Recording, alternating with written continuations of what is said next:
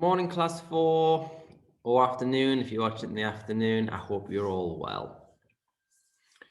We're going to continue our work on writing today on poetry, writing to entertain. You're going to have a go at creating a very short but very descriptive, very vivid poem about a robot. So you're going to apply what you've learned about similes and or metaphors if you choose to go down that route, and you're going to put it into a very short poem. So let's have a look. I'm going to share my screen and let's see what we are going to do. So here is a poem. Here's a presentation about a robot, or the robot. If you want to use the internet on Google Images and choose your own robot, or you could base your poem on ROS, I don't mind. So let's have a little quick starter here. Let's add some descriptions to this spider diagram.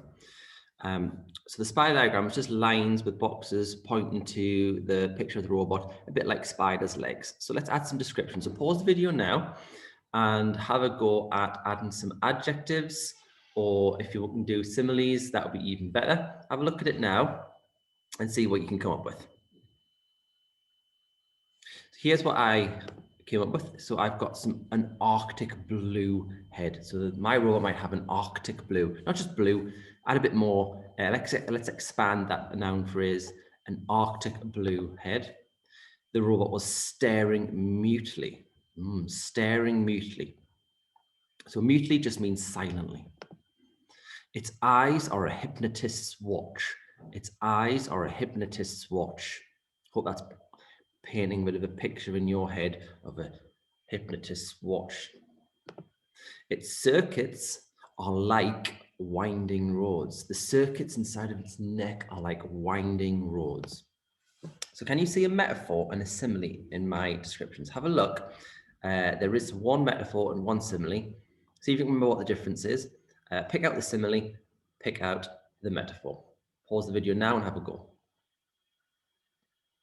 Hopefully you've spotted that because this has got the word like in it, its circuits are like winding roads, then that makes it a simile. This one here, we are not saying its eyes are like a hypnotist's watch, we are saying its eyes are a hypnotist's watch. So that one would be your metaphor.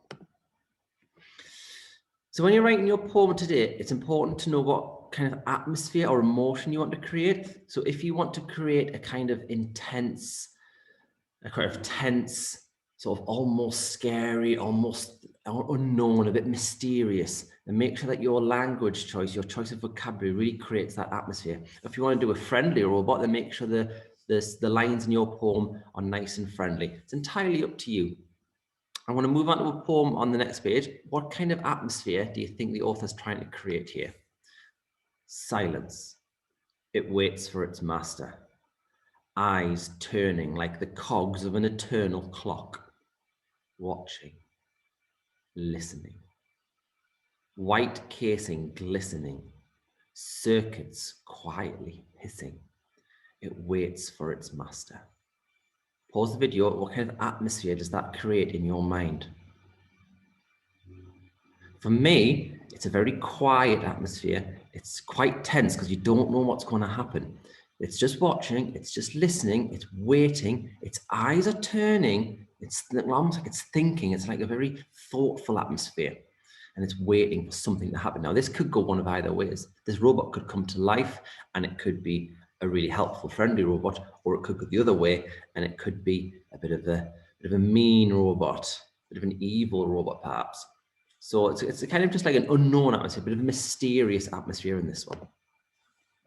So your task today is to write a poem that describes a robot character in your own way. Like I said, it could be Roz from Wild Robot. It could be this robot on the screen here, or you can use Google Images to find some images of your own robot, but just decide what kind of atmosphere you want. So choose your vocabulary, your words carefully to make sure you describe it in the way that you want it.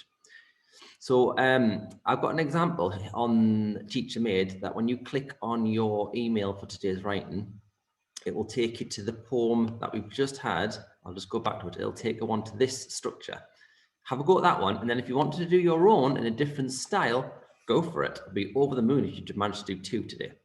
Let's have a look then. So if you go on to Teacher Made, you will end up at, let's just move this out the way, you'll get to this page when you click on your task. This is what your task will look like. So I've started it the same way. I've used the structure of the poem on the PowerPoint there. So silence. It waits for its master. And then you've got lots of boxes to fill in. And I've put little helpful clues, little hints, little tips, little suggestions underneath for what you could do. So think of a body part. Think of your body part. So you could just use eyes. Eyes like, and then think, if you, depends on your atmosphere, what do you want your eyes to be like? I'm going to try and, for my example, make it into a friendly one. Eyes like a welcoming friend.